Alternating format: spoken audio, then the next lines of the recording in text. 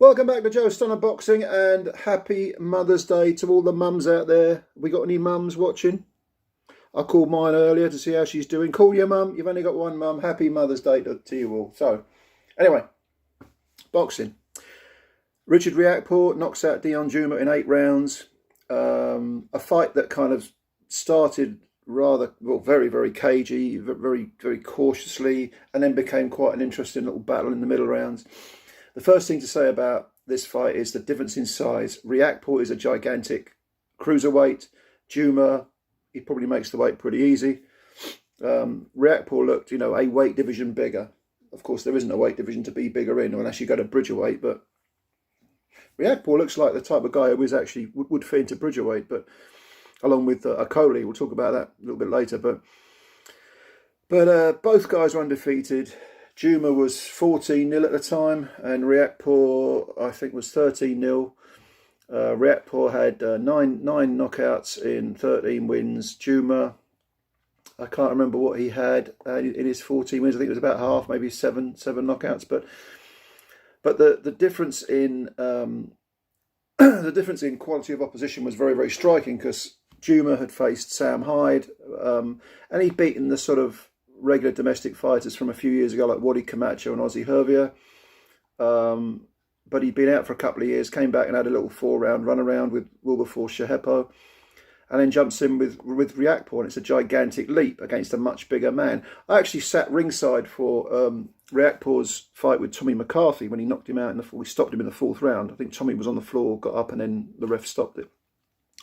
And he's a massive man. I remember thinking, I was only like 3 or 4 rows back, I remember thinking, geez, this guy's huge. But and so JUMAH, in order to, being the smaller man, had to get close. Now, in order to get close to a man who's using the range and the ring and his physical tools well, what you have to do is, well, you need quick feet, and you need to move in sharply, good defence, and throw lots of punches to give the opponent something to think about. And of course, timing is a massive part of offending, having your offence against a much bigger man. JUMAH had limited skills in that area, and his footwork was not great. So as a result, he was trying to sort of throw himself almost underneath any potential attacks or counter punches and swing wildly and get in close. And on the rare occasions he did, Riakporhe tied him up, and JUMAH couldn't do anything. But of course, JUMAH's footwork was, you're meant to sort of use your feet quickly to get in range, but hold your shape. As soon as JUMAH sort of slung himself forward, his shape had gone, and his legs were sort of splayed. He was almost on the verge of doing the splits.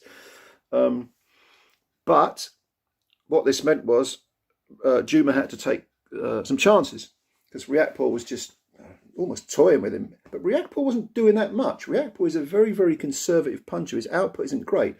So he was kind of just almost waiting. I mean, the first round was a sort of reconnaissance mission, just to have a look at each other. Second round, pretty much the same. And then in the 3rd round, JUMAH started to get a little bit braver. And in the 4th round, he got very brave. He's thrown himself forward, and pushed Riakporhe onto the ropes. And you thought, oh, hang on, what's happening here? But if you're going to have this sort of cavalier, rather sort of throw yourself forward style, you're going to leave yourself open. And sure enough, from the ropes, Richard Riakporhe landed a sort of a swinging, chopping right hand, and it landed slap bang on JUMAH's jaw. JUMAH, by the way, was a southpaw, Riakporhe orthodox. But the punch landed on the right hand, big swinging right hand, landed on JUMAH's jaw, and down he went heavy on his back, not on his backside, on his back. And for a second, he's sort of looking up at the lights, wondering where he is. He did get up. It was at the end of the 4th round, and he survived. And then, but of course, in the 5th, immediately you thought Riakporhe was going to come forward and try and finish him off, and to some extent he did, but again, he was very, very conservative with his punches. He did put pressure on, but not to the extent where you would say he went for the kill, which was a bit surprising, I thought. And in the 6th round and the 7th round, JUMAH was able to sort of work his way back into the fight. In the 8th round, he picked up where he left off. This was becoming competitive. The 6th and the 7th rounds were competitive. and you could possibly say that Jumah won one or both of them. In the 8th round, it looked like it was going to be the same thing, but Riakporhe landed a right hand to the solar plexus. I think Jumah was more or less moving in. It doubled the weight of the punch. Jumah went down on all fours and did not get up and was counted out. A body punch. A punch to the slats. You remember, if you know a little bit about the history of sport, you'll remember there was a famous sort of anecdote, if you like, where Bob Fitzsimmons, who won the heavyweight title in 1897 against gentleman Jim Corbett, he was getting beaten up. He'd been on the floor, I think, in the 6th, and you could hear someone ringside going, "Punch him in the slats! Punch him in the slats!" The slats being the ribs. And I think that was his missus. That was Fitzsimmons' missus. So he tried it, and what happened? He knocked out Corbett. Well, I don't know whether Riakporhe had someone at ringside going, "Punch him in the slats," but he did, and it got the job done, because down goes Jumah. He's out for the count, and a win for Richard Riakporhe. So now I would say that Jumah, on the evidence of this fight, Jumah has a future at domestic level. He's going to have to work his way back in, to try and get into, say, European level. But domestic level, he's a good fighter.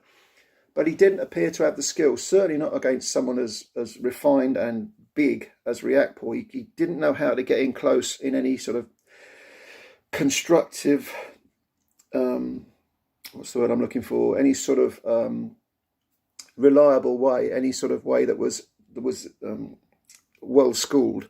He was just throwing himself forward. He didn't have the skill, didn't have the footwork, didn't really have the punch selection to unnerve Riakporhe. So Riakporhe was able to do things his own way. Riakporhe, and again, he must be tight at the weight. I no doubt he's looking for Laurence Okolie, and that would be a brilliant domestic dust-up. You've got Riakporhe on Sky, you've got Okolie on DAZN. Hopefully they can make it.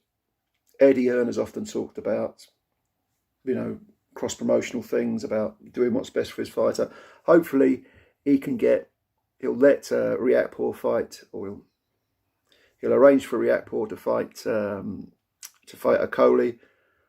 Both tight at the weight, I'm sure. I would favour Okolie. I just think Riakporhe's punch output isn't big enough. But there again, to be honest with you, at times I'm really unimpressed with Okolie. His punch output isn't good. And I would say that would be a very ugly fight, Riakporhe and Okolie. That whenever someone gets close, they both like to tie up the opponent.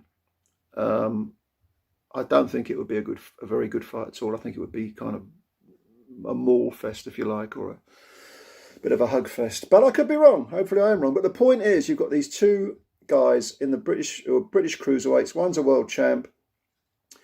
One's on the up and has cleaned up. He's beaten Chris Billam-Smith. Like I say, he stopped McCarthy. He beat Hyde. I think he stopped Hyde. He's beat, I think, Jack Massey.